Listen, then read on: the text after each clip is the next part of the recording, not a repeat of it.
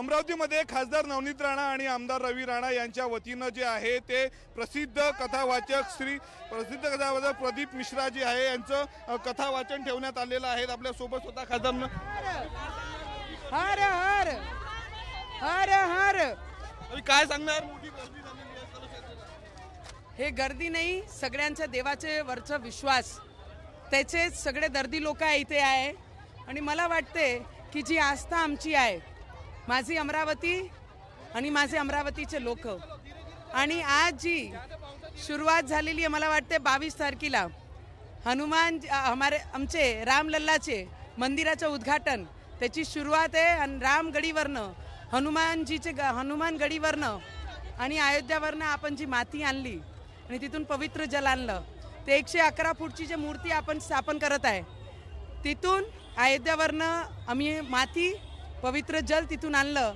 आणि आज ते हनुमान गडीवर तिथे चरणावर ठेवणार आहे आणि हनुमानजीची मूर्तीची सुरुवात आज होईल। ज्यांनी मला 14 दिवस जेलमध्ये ठेवला, रवीजींना ठेवलं, माझी आस्था संपवण्याचा प्रयत्न केला, त्यांना माझं आव्हान आहे की फक्त एकदा हनुमान चालीसा पठण करण म्हणून जेलात टाकला 14 दिवस, आता दिवसात 5 वेळा हनुमान चालीसा होईल। जर ताकद असेल तर बंद करून दाखवा, एवढंच त्यांना मी आव्हान करू शकते। माझी आस्था होती, आहे आणि आयुष्यभर शेवटच्या टोकापर्यंत राहणार आहे।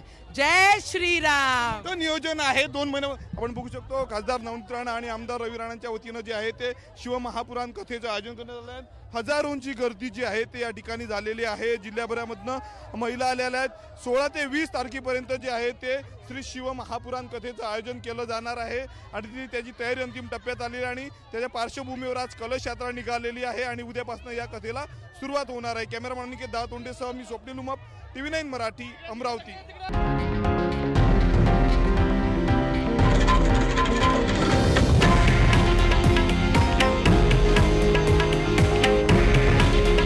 हे आहे देशातील नंबर 1 न्यूज नेटवर्क आणि आपण पाहत आहात TV9 मराठी।